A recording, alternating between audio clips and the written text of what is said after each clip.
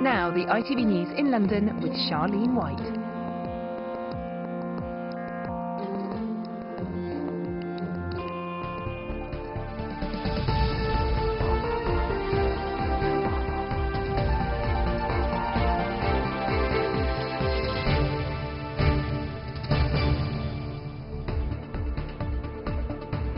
Good evening and welcome to the ITV News in London. Tonight's main stories. Cameron asks Obama to release the last Briton in Guantanamo Bay. A judge said this man was groomed by his pupil. We speak to a woman who fell for her teacher and agrees it can happen. Taking steps for the first time in 11 years, a man who was told he would never walk again. And from LA to London, how the capital stars dominate both the Oscar and Brit nominations. The Prime Minister will ask President Obama to release a Londoner who's been held without charge in Guantanamo Bay for 12 years. David Cameron is due to land in Washington in an hour's time, and he's pledged to raise the case of Shaka Armour, who's from Battersea, after 5 other inmates were released from the detention centre today. Ria Chatterjee reports. 5 released today, 122 detainees left. One of them is Shaka Armour. The Foreign Office say David Cameron will bring up Shaka Armour's case with Barack Obama in Washington over the next couple of days. They also say they've been monitoring Shaka Armour's health from here in the UK by liaising with US authorities. And yet again they say ultimately Mr. Armour's release lies in the hands of the US government. What we want, of course, is for David Cameron not to raise it again, but to come back with a timetable, a commitment that Shaka is in fact going to come home. If he doesn't do that, then you do have to wonder whether the reason they're not getting him is because they're concerned about what he's going to say about his torture when he gets back here to Britain. What impact does 13 years in captivity have on your health? A medical assessment last year revealed Mr. Armour's long list of physical and mental ailments. 33 doctors have signed a letter demanding his release. Basically, he's got problems with post-traumatic stress disorder from the torture he's endured. He's developed asthma and various kidney problems as well, basically. His ongoing detention without trial, and he hasn't been charged with any crime and never will be, is actually having a direct effect on the health care of his family. Shaka Armour was accused of fighting for Al-Qaeda, something he's always denied. Since 2007, he's been cleared for release twice. The last British resident to be held in Guantanamo Bay has been without his family for over a decade. I would definitely say their hope has waned. In the very early days, when these kids who are now teenagers, and they were little kids when I first knew them, and Zanira was a young wife, I think they couldn't believe that it would go on. Please, we are tired. As seen here in a documentary, Shaka Armour has been as vocal as he can be about his time in detention. In a letter in 2005, he talked about trusting nobody. But today, many supporting him are putting their trust in David Cameron. Ria Chatterjee, ITV News. Well, let's talk to Robert Moore, who's in Washington. Robert, how is this request from David Cameron likely to go down there? Well, there is movement on Guantanamo Bay. The president seems determined to reduce the number of detainees to a bare minimum by the time he leaves office in 2 years' time. Even in the last 24 hours, 5 more detainees have been released, 4 to Oman and 1 to Estonia. We're told by Downing Street that the Prime Minister will raise this, that the case of Sheikh Omer is of personal interest to David Cameron. But we are also told by the White House not to expect any breakthrough imminently. It appears it all hinges on whether Sheikh Omer would be released to Saudi or to British custody. And on that deadlock that has endured for so long, there's no sign of progress, much to the dismay of his campaigners. Thank you, Robert. Next tonight, can a 44-year-old teacher be groomed by a 16-year-old pupil? Well, yes, according to a judge who spared a Bexley Heath Academy teacher from prison after he was found guilty of having an 18-month affair with a girl in his care. Stuart Kerner was given a suspended sentence after being convicted of 2 counts of sexual activity with a child by a person in a position of trust. But in sentencing him, Judge Joanna Greenberg said her friends described her accurately, in my view, as stalking you. If grooming is the right word to use, it was she who groomed you. You gave in to temptation. Well, her comments have been widely condemned by children's charities. Today, the Attorney General said he doesn't have the power to intervene. But the Judicial Conduct and Investigations Office says it will investigate. Well, I'm joined now by Alan Waldle from the NSPCC and by Lisa Turner, who had an affair with her teacher herself. Well, thank you both for joining me. Let's start with you, Alan. The judge called Stuart Kerner emotionally vulnerable at the time that this happened. Is that justifiable, in your opinion? No, it's not. The facts of this case are that it was a 16-year-old pupil who was abused or who had sex with her 44-year-old teacher. Teachers are in particular positions of trust, and he abused that trust. As such, it was right that he was convicted, and the fact that he may have been in an emotional state is neither here nor there. He was the adult in this situation, and he should not have had sex with that child. Well, talking of being the adult in the situation, Lisa, let's talk about what your experience was. You had a relationship with a teacher at your school, didn't you? Yes, that's right. I was 12 when we first sort of started the relationship. I was 13 when he first attempted sex. I was 14 when he succeeded. I was 15 when he convinced me to move out, to leave home, to move in with him.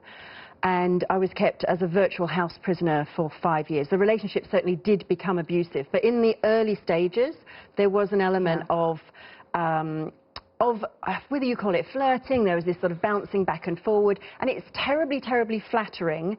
You sort of go from this situation of being a child where you have pretty much no power, no control over your life, and then you've got this awareness that you have this ability to get this attention, and it is very flattering. So in that case, would you then disagree when it comes to saying that it's possible for a pupil to groom a teacher? Where would you stand in that argument? I actually think it's really difficult to blanket say, he's to blame, she's to blame. What's clear is the relationship shouldn't have happened. What isn't clear, and I think will never be clear, is somebody to blame. And I actually don't think it really helps to start blaming. I think what's probably really called for at this time, and I think the number of incidences of adults, of teachers having sexual relationships with their pupils, what's clear is that teachers need more support. Students need more assistance to navigate this, growing into their sexuality. And I think that's what's really missing. I mean, is that something that you would agree with, Alan, in terms of that more support is needed? Because by nature of going into teaching, you have a duty of care when it comes to pupils that you're around. Of course you do. And the fact is, in this case, we know from many years now that pupils have crushes on teachers, even infatuation, as seems to be the case in here. But it's incumbent on teachers not to respond to that. And frankly, if an adult knows that they can't resist a 15-year-old, a 16-year-old who's giving them some attention, they shouldn't be teachers. And I think that's a really important case. Parents at home who've got teenagers who are at school expect their children to be taught at school, they expect to be cared for, looked after. They do not expect the RE teacher to be having sex with their child on a yoga mat in the school storeroom, as happened in this case. If you can't resist a child, you certainly shouldn't be near them as a teacher. OK, well, both Alan and Lisa, thank you so much. Lisa, thank you for sharing your story. Well, if you want to find out more about Lisa's story, or if you want to join the debate, do go to our Facebook page. Just search for ITV London. And if you've been affected by any of the issues that we've discussed and want more information, go to our website, itv.com/London. A 13-year-old boy was run over and killed by a bus on the way to school in Edmonton this morning. He was hit by the 149 bus during the morning rush hour. Our senior correspondent Ronke Phillips reports. A council worker carries out the grim task of cleaning up the area of road where the accident happened. The 13-year-old was crossing 4th Street in Edmonton when he was hit by the 149 bus. A paramedic team who were in a cafe nearby rushed to the scene and battled to save his life. He was taken to North Middlesex Hospital a short distance away, but could not be resuscitated. Everyone ran there, so it became a crowd, and the boys, they walked back. really they didn't do anything, because the rest of them, they were trying to help, but I'm afraid they couldn't help. It's very sad, very sad. Just see from here, we can see obviously the smashed window screen in the on the front of the bus, and then lots of police and the general public. They'd already cordoned off the road by the time I could see out the front door. It's believed the victim, who has not been formally named, had been on his way to school. The bus driver was not injured in the collision, and police say he was not arrested. A full investigation into the circumstances leading up to this tragic accident is now underway. Ronke Phillips, ITV News. Police in Hillingdon have been handing out leaflets today in a bid to trace a 60-year-old woman who has been missing since New Year's Day. Bronwyn Davies was last seen at about 11 a.m. on the 1st of January as she sat on steps leading up to the fields of Stockley Park. Business owners opposing Spurs' plans for a £400 million development of their stadium have begun a High Court battle to stay put. Archway Sheet Metalworks in Tottenham was damaged in a fire last November. Bosses at the company are fighting a compulsory purchase order that could force them to relocate to make way for the new stadium. A bus driver on a break in Croydon had to be taken to hospital after he was headbutted by a member of the public. Police have released these CCTV images of the suspect, who they're trying to trace following the attack. The victim was assaulted at the Colonnades Leisure Park. Tony Blair's spin doctor has had a row on the street, which has ended in a spat between two political heavyweights.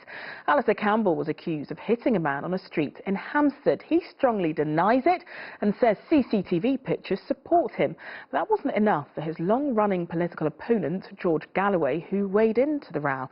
Well, our political correspondent Simon Harris is here. You did spot him a little bit earlier. So, Simon, what's going on here? Well, as Tony Blair's official spokesman in Downing Street during the Gulf War, Alistair Campbell was no stranger to controversy. So when reports began to emerge of him being involved in an altercation in the street, it was bound to attract attention. But Mr. Campbell insisted today he was the victim, not the attacker.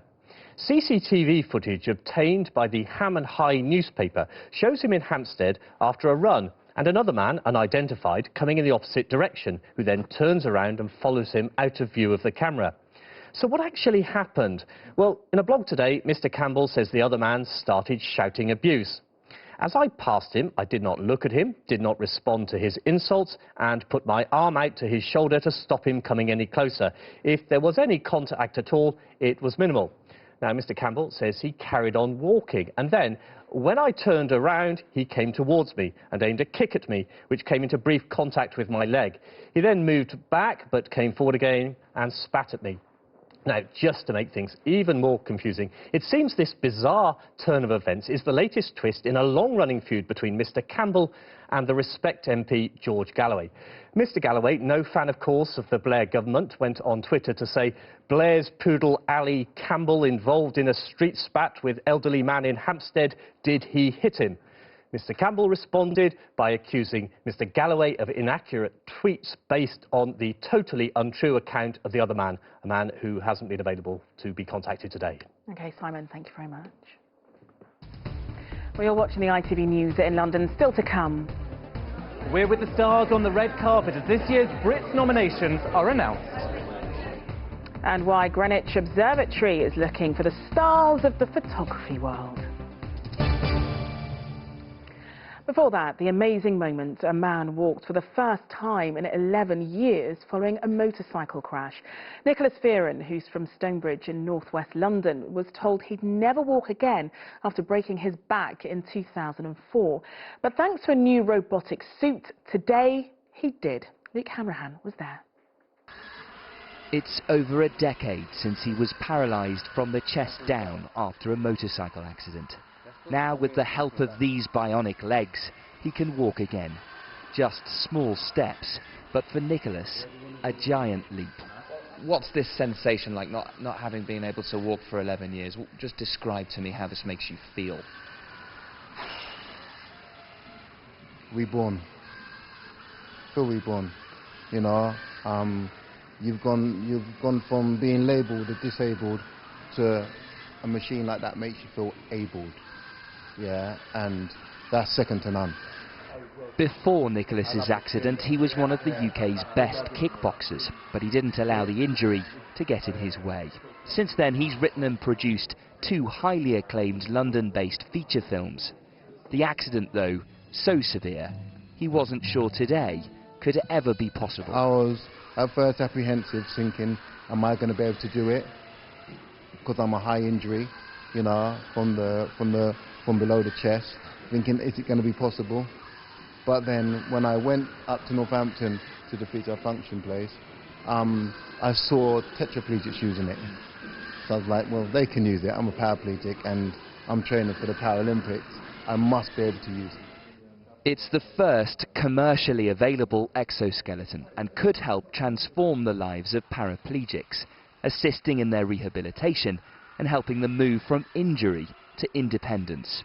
It's fully stable even on one foot, which enables me to be sure that they're going to be safe, but it actually enables them to move around safely so they can increase their circulation, range of movement. Even on one leg, you can see it's nice and stable, which is kind of the key part for me. No, there's no pressure. No. They are, though, £120,000 each. This rehabilitation centre in Stanmore is hoping to raise the funds to buy one, so that people like Nicholas can walk again. Luke Hanrahan, ITV News. Next, there will be 5 families in London on the edge of their seats on February the 22nd, as 5 of our film stars are up for Oscars even. Benedict Cumberbatch and Eddie Redmayne will go up against each other for Best Actor. Rosamund Pike is nominated for Best Actress. Keira Knightley, Best Supporting Actress. And David Oyelowo's film Selma is up for Best Picture. Well, I'm joined now by film critic Rebecca Perfect. Thank you so much for joining us. Pleasure. Is this a particularly bumper year for British talent? I think it's a fantastic year for British talent. I mean, what a strong collective of fantastic acting talent in particular that we are taking over to the Oscars. It falls on the back of fantastic Golden Globes and also some BAFTAs as well, which the nominations came out last week. So we are doing so well. There's so much great talent going across the pond. Well, let's go down this list. Okay. Best Actor category is interesting, of course, because you've got Eddie Redmayne for The Theory of Everything and Benedict Cumberbatch for The Imitation Game. Yes. They're up against some other big names, so what are their chances? Well, they're up against Michael Keaton. Now, he is one of the biggest competitors there. I think between the 3 of them, that's where it's going to be a hotly tipped competition. I think both Michael Keaton and Eddie Redmayne won Golden Globe, so it's really between those 2 this year, but I'm hoping that Eddie does it for London. Now, earlier we spoke to Eddie on the phone from Hollywood. Let's hear from him. I can't really get my head around it. I was one of those kids that, growing up, I was sort of waiting. I dreamt of being an actor, and I'd wake up in the middle of the night and watch the Oscars in England at some sort of ridiculous hour, and it never occurred to me that I would get to go back as a can't even say it, as a nominee. It's an amazing thing. I'm just overwhelmed. And Keira's up for Best Actress, of course, for The Imitation Game. So what are her chances? I think it's a little bit less likely for Keira. It's a bit of a widespread on the Best Supporting Actress side, but I think, you know, it's great for her to be in there. I think if anyone is nominated, it's a huge accolade, but I don't know whether or not she's going to take it away this year. What about Rosamund Pike? Because Gone Girl did go down really well, didn't it? Gone Girl was brilliant. I think it was, because it was slightly earlier in the year, it was a little bit hit or miss as to whether or not it would get an Oscar nomination, but as we've seen with something like the Grand Budapest Hotel, even if something has been out earlier in the year, we're still getting some great nods. And what a performance from Rosamund Pike. She was phenomenal in that. That was one of my favourites from last year. And David Oyelowo's performance as Martin Luther King in Selma, obviously the film was up for Best Picture. It's not out here until, I think, the 6th or 7th of February. What are its chances? Again, it's in Best Picture category. I think the runaway winner for that will probably be Boyhood, which is going to be because of such a labour of love that Richard Linklater put in there. But, you know, it's great, again, that we've seen that with a strong British lead be nominated for Best Picture, even if David himself didn't quite get the nod. Yeah, so do you think that we're going to see a trend of this now where it becomes more and more British talent being recognised? I mean, why not? We are churning out fantastic talent, not only in film, but television as well. We're being recognised for our strong roots in acting. You know, someone like Eddie Redmayne, he's been doing it for years. He's been treading the boards. He's been on TV. He's been on film. He's not come out of nowhere. And now he's up in the Oscar race as one of the front runners. Couldn't be better. Well, Rebecca, thank you so much for coming in. But it's also nominations time a bit closer to home. The contenders for the Brit Awards have been announced in the last 20 minutes. David Wood is at the ceremony at ITV Studios for us. So, David, who's up for what? Well, to be honest, Charlene, this year's list of nominees really belongs to Londoner Sam Smith. He's up for more than anyone else, no less than 5. Let's go through them. The first one, probably the most obvious, is Best Single. He's up for Stay With Me. You can see the video of it now. He's also up for Best Male Solo Artist, Breakthrough Act, Album of the Year and Video of the Year. Didn't do quite as well here, though, as he did stateside, where last month he was nominated for 6 Grammys. But it tops off a really big year here in the UK for him. 4 top 10 selling singles, 1 #1 album. So, Charlene, no surprise really, he dominates this year's nominations. OK, he may dominate those particular categories, but who else is up for one? Well, Brixton's Jessie Ware is nominated opposite him in Best British Female Solo Artist. You can hear her song now that really drew her to attention this summer. Say You Love Me, of course, was written alongside Ed Sheeran. She, though, this year promises to be another big year for her. She's on the soundtrack to next month's 50 Shades of Grey film. That releases on Valentine's Day. But she says she's pretty shocked with today's nomination.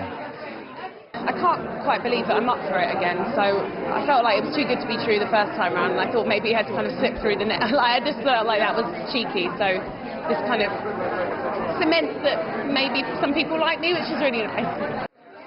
So as you can tell, she's thrilled to be nominated, but I'm very sorry to say she doesn't really fancy her chances much in the category. She was nominated in that category 2 years ago, didn't win then, doesn't think she will this year. This is why she's nominated against acts like Ella Henderson and Londoner Paloma Faith. It's the only category that Paloma's nominated in this year, but we know that she'll already be at the Brits next month, as she's one of the artists alongside Taylor Swift who will be performing. George Ezra will also be there. Now let's tell you a little bit more about the Brits. It'll be held in the O2 this year for the 5th year. It's the 35th Brit Awards. Last year was hosted by Wycombe's James Corden. This year he stepped down and it'll be hosted by Anton Deck.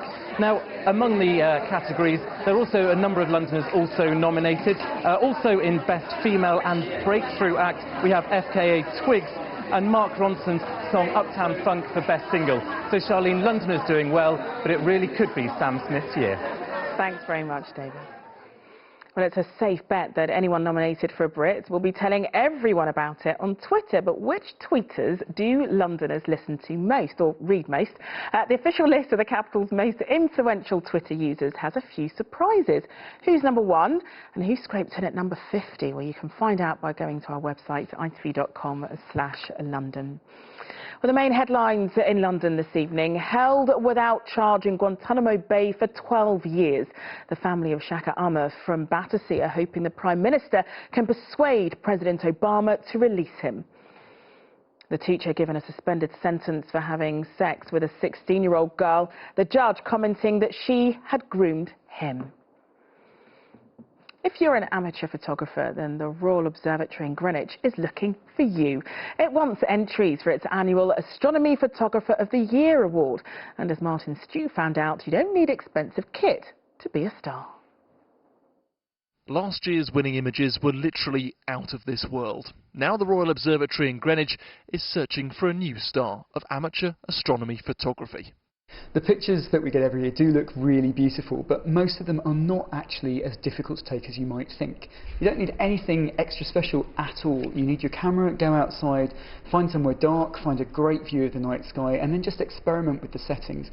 Cameras are much more sensitive than our eyes in many ways, and if you can extend the exposure time to a few seconds, immediately the camera will start to pick up things in the sky that your eyes can't pick up. Dr. Marek Kukula, the public astronomer at Greenwich, showed me some of his favourite snaps from last year, which anyone could take. This is a really simple photograph, these noctilucent clouds, high clouds lit up by the light of the sun which is already set. And this really is just a point and snap type of photograph. This one was taken by a 12-year-old girl from her bedroom window. She's a very keen amateur photographer but had never tried taking an astro photo before, and then saw this beautiful scene of the moon shining through the trees and took the snap, and she ended up winning a prize. Some have shown extra ingenuity. It does look like a photograph taken from space. In fact, it's taken by an amateur photographer who has bought himself a weather balloon and strapped his camera to it and sent it up about 25 kilometres into the atmosphere. But you won't have to travel that far from home to get involved in this year's competition. even if you live in a city like London with loads of light pollution, there's still lots you can see in the night sky and loads of things you can photograph. The moon, the planets all shine very brightly, even in the centre of London. Point your camera at them, have a go, see what you get. The top prize is £2,500 and entries close on the 16th of April. Some incredible pictures while Martin's joined us in the studio.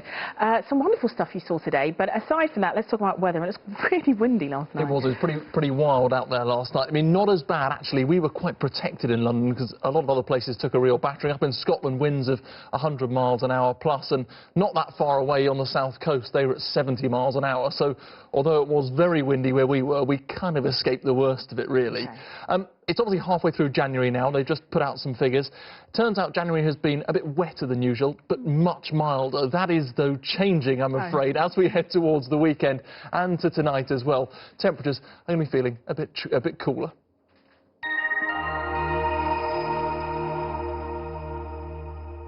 I love weather like this. Oh, Gary, you've left your pants on the line. Look at your old pants.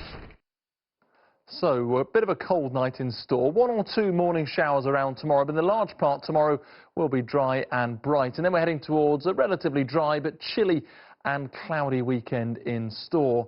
Here tonight we can see most of the rain which is around is up towards the north of England. So for us in the London region, we are avoiding most of the showers, and then things clear away very nicely by the time we get to tomorrow. The other thing we're going to notice, though, is the wind easing, so much less blustery than it has been today. Here is the picture for tonight then. Few clear spells, temperatures getting down to 3 or 4 degrees. That's going to be just mild enough to stop us getting a frost. Tomorrow morning then starts pretty bright first thing, but as the morning goes on, we see cloud down towards the south thicken. That cloud bring with it 1 or 2 showers around between about 9 and lunchtime. Into the afternoon for most of us, staying dry, some nice sunny spells, still relatively chilly, and then it is a pretty cold weekend ahead. Chilly during the day and very cold at night, so a frost for most of us. I'll see you later. Goodbye. New Covent Garden Soup sponsors the ITV London weekday weather.